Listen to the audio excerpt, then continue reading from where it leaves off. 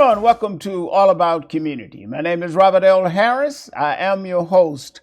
My. Things are beginning to happen in Oakland. And I think, and this is my personal opinion, that we are about ready to get on a positive note. Welcome back to All About Community. Judge Brenda Harbin Forte. I remember the last time that you were here, we were talking about the police commission. And now this time we're talking about something different. We're talking about the recall of Mayor Shane Thao. Is that correct? That is correct. Now, why do you want to recall the mayor? She's working as hard as she can, doing all that she can, supposedly. I don't even believe that myself, but I'm being facetious. Why do you want to get rid of her? Thanks for the comic relief there. That is a joke. And she is a joke. She is a joke. There are a number of reasons. The overarching reason is that she is incompetent and that she's dishonest. But some of the main reasons that there's this movement, and I call it a movement because that's exactly what it is, the movement to recall her is because primarily of the grant that she missed. She missed the deadline for filing. That was inexcusable, but she had an excuse. She always has an excuse for not doing her job. She missed that deadline. She fired Chief Armstrong at a critical moment. Why? No. That's the one thing I can never, ever understand. Why did she fire a chief that was doing a great job? She had no reason to fire him. He was exonerated when he appealed the firing decision. And that was by a retired Court of Appeals justice. Absolutely. And so she had no reason. And I was on the police commission at the time that she fired. I read the reports. I read the investigative reports. I read the transcripts of the interviews. And all of us on the police commission were like, "Where's the beef? What?" And he didn't do anything wrong. What do you think motivated her to do that? Yeah, I have my theories. She was under pressure from the Federal Monitor. And she was under pressure from an attorney, a plaintiff's attorney, Jim Channon. The Federal Monitor gets $1 million a year. That's a lot of money. That's a lot of money. Jim Channon gets money from the city of Oakland. And so as long as we're under federal oversight, they get thousands and thousands and thousands of dollars from the city of Oakland.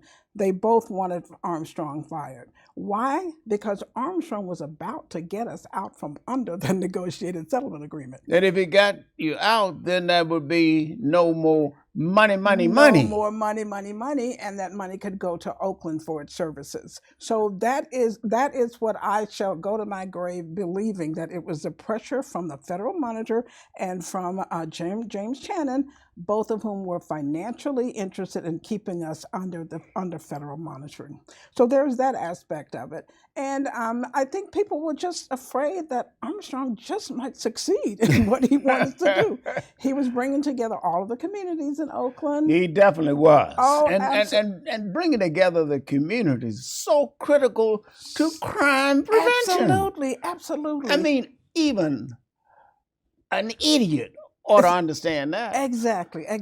So she did that without giving him an opportunity. She knew the police commission would not support her in trying to terminate Chief Armstrong. So what did she do but terminate him the day before we were going to have a meeting, which would have said eventually, don't terminate him. So there was that aspect of it. The other aspect is the state of emergency that she's been dishonest about. She claimed... What state of emergency? Yes, that's right. She claimed she was going to declare one if there wasn't a police chief by the end of the year.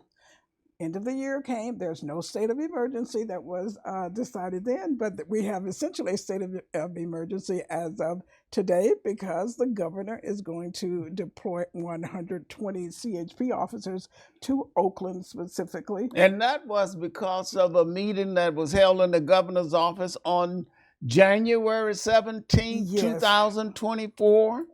A meeting at which the mayor wasn't even invited. But she wants to take all the credit. She wants to take the credit for it, and that is exactly what she does. She does things like that. She doesn't take responsibility, but she'll try to take credit for things. So there was that aspect of it, the state of emergency that the governor essentially has had to declare himself. And then there's also the issue of the A's. When she came into office, there was a possibility that we could keep the A's. And so we've lost You the mean A's. she blew that too? She blew that too. And you know what her office said about losing the A's? What they say? They won't be missed. And our message to her and her office is the A's will be missed, but you won't be missed when we recall you. Well, I like that. You won't be She missed will not be when missed. we recall you. And it's a matter of when. Yeah. Now we were talking about the meeting with the governor on the governor's office on the 17th of January 2024. That was a meeting that the governor called, which the mayor was not invited at all. But community groups were invited, and the NAACP and Bishop Bob Jackson presented the 10-point safety plan for the city of Oakland, which had been given to the mayor back in September of 2023, and she had done nothing about it.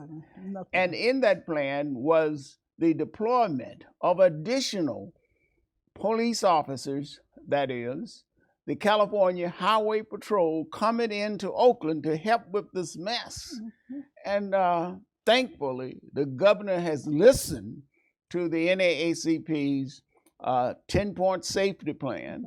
And as of today, 120 California patrol officers will be coming to Oakland, and that will make a difference. It won't solve the problem altogether, but it will certainly make a difference. And some of these little thugs that are committing this will be held accountable. Exactly. And that is what we need. You know, I've said that the mayor has blood on her hands. There have been blood on her hands, and we're going to talk about that, but we got to go to break. Don't touch that remote.